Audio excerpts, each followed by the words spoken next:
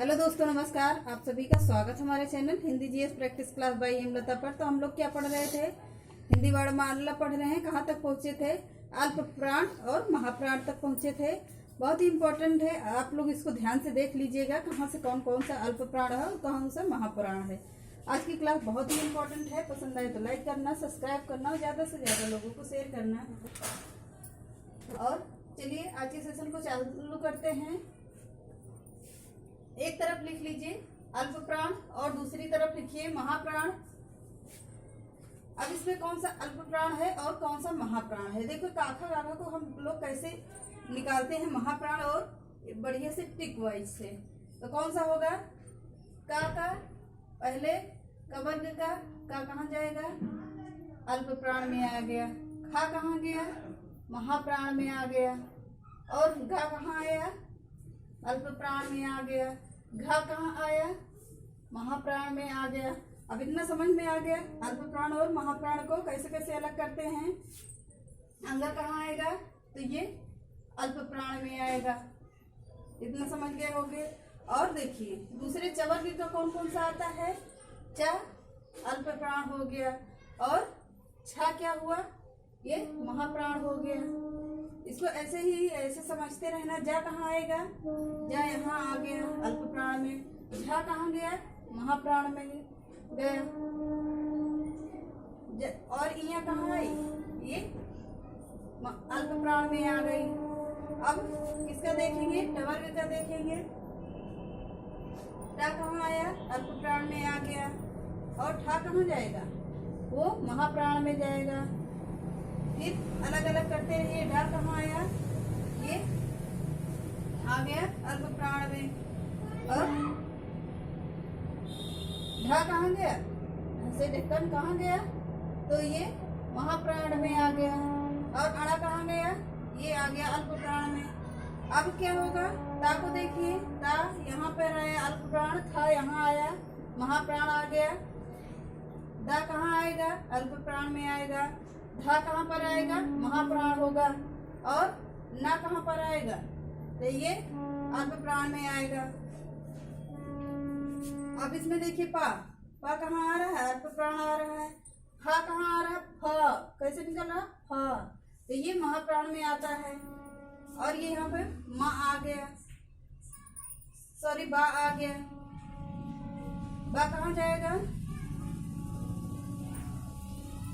बा फा बा यहाँ आ गया। और फा कहाँ गया? महाप्राण हो गया। भा कहाँ गया? माँ कहाँ आ गया? अल्प प्राण में हो गया। तो ये क्या हो गए? अल्प प्राण और महाप्राण पहचानने की सबसे अच्छी ट्रिक है। और या रा लावा ये क्या है? अंतस्थ व्यंजन, ये भी आते हैं अल्प प्राण में। या रा ला और वा, ये कौन से वर्ण हैं? तो ये आते हैं अल्प प्राण में। और महाप्राण में क्या आएगा? सा और सा। सॉरी एक मिनट। सा और हा, ये कौन सा वर्ड है? ये महाप्राण के अंतर्गत आते हैं। इनको ही क्या कहा जाता है और इनको क्या कहा जाता है? इसको क्या कहेंगे? इसको अंतस्थ व्यंजन के अंतर्गत भी रखा जाता है। अंतस्थ व्यंजन हो गए। और ये क्या है? ऊष्म व्यंजन है। ऊष्म व्यंजन के अंतर्गत आते हैं। ऊष्म व्यंजन हो गए। और इसका पांचवा वर्ग क्या निकल रहा है? ये सब नासिक के व्यंजन के अंतर्गत आते हैं। इसको देख लीजिए, ये सब नासिक के व्यंजन हो गए। इतना समझ में आ गया होगा। तो का पहले में अल्प प्राण में आएगा। खा महाप्राण होता है। गा क्या आएगा? अल्प प्राण होगा। और घा महाप्राण हो गया। अंगा क्या आया? अल्प प्राण हो गया। चा अल्प प्राण हुआ। जा अल्प प्राण में आएगा। इया ये सब अल्प प्राण में आते हैं। वैसे ही इसे आप लोग ग्राफ बना लीजिए और आगे लिखिए। वर्गीय व्यंजनों का 1, 3, 5 वर्ण अल्प प्राण होता है? ऊपर का हटा दें। वर्गीय व्यंजन का 1, 3, 5 क्या होता है? अल्प प्राण अर्थ होता है।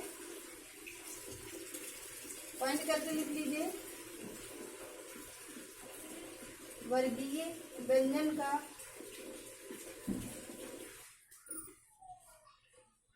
1, 3, 5 क्या होता है? अल्प प्राण होता है।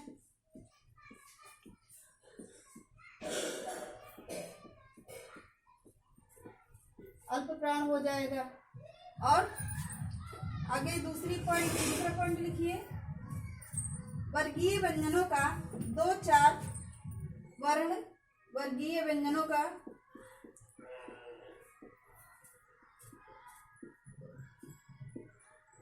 व्यंजनों का 2, 4 वर्ण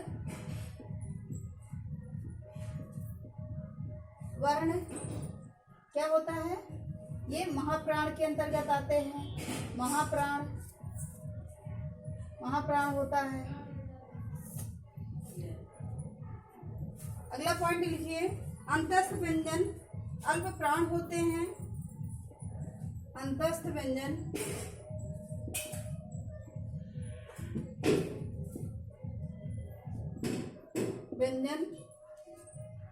अल्प प्राण होते हैं।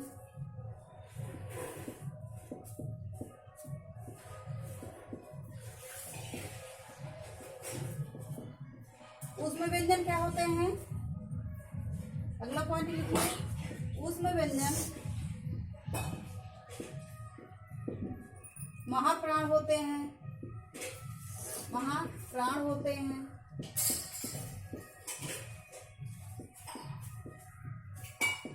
इतना समझ में आया। वर्गीय व्यंजन का 1, 3, 5 वर्ण अल्प प्राण होता है और वर्गीय व्यंजनों का 2 और 3 इतना देखे रहिएगा, ध्यान दीजिएगा, 2 और 3 महाप्राण के अंतर्गत आते हैं। और अंतस्थ व्यंजन किसके अंतर्गत आएगा? अल्प प्राण होता है। अंतस्थ व्यंजन अल्प प्राण के अंतर्गत आता है। और ऊष्म व्यंजन क्या होता है? ये महाप्राण के अंतर्गत आता है। इतना आप लोगों को समझ आ गया होगा। अगली हेडिंग डाल लीजिए।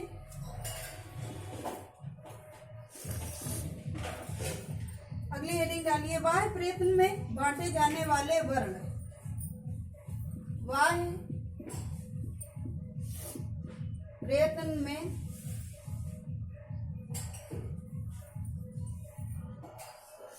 मिस्टेक हो गया। प्रयत्न में बांटे जाने वाले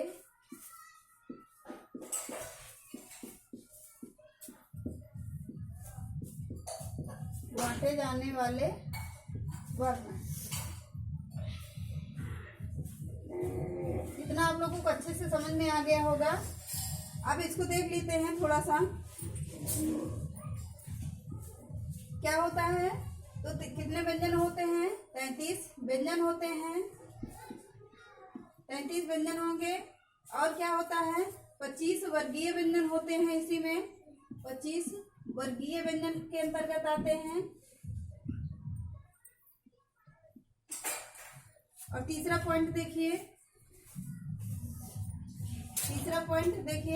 4 क्या होते हैं? अंतस्थ व्यंजन आते हैं। 4 अंतस्थ व्यंजन आते हैं।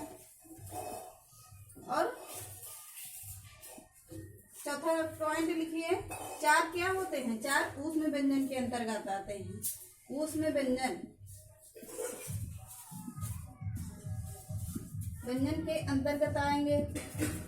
तो क्या होंगे? 33 होते हैं व्यंजन होते हैं। 25 वर्गीय व्यंजन होते हैं। वो कवर्ग तवर्ग तक आता है। 4 क्या होते हैं? 11 लावा होते हैं। और 4 क्या होते हैं? उसमें व्यंजन आते हैं। सा हा होते हैं। इतना आप लोगों को समझ में आ गया होगा। तो क्या 11 क्या होते हैं? तो 11 स्वर होते हैं। 11 स्वर होंगे। और कितना होता है? 33 व्यंजन होते हैं।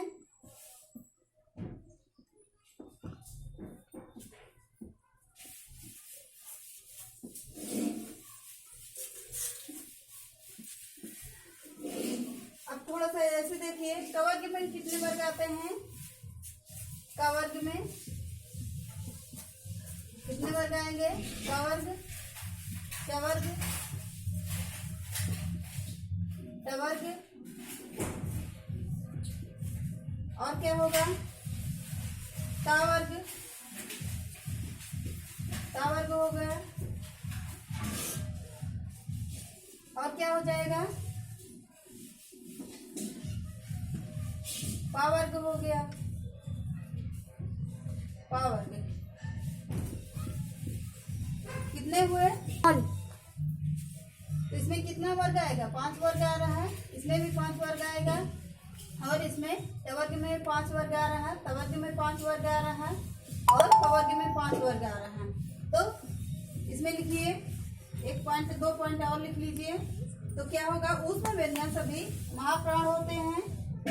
पॉइंट लिखिए, ऊष्म व्यंजन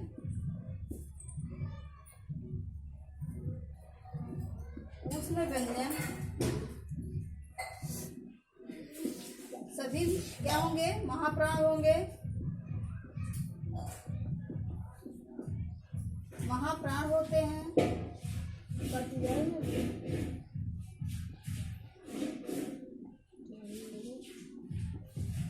अगला पॉइंट लिखिए, सभी स्वर अल्प प्राण होते हैं। सभी स्वर क्या होंगे? महाप्राण अल्प प्राण होते हैं, अल्प प्राण होंगे।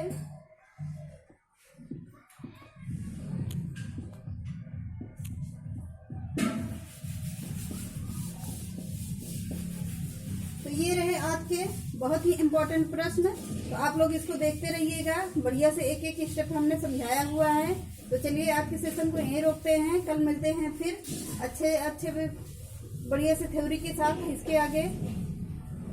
तो चैनल पसंद आए तो लाइक करिए, सब्सक्राइब करिए, ज़्यादा से ज़्यादा लोगों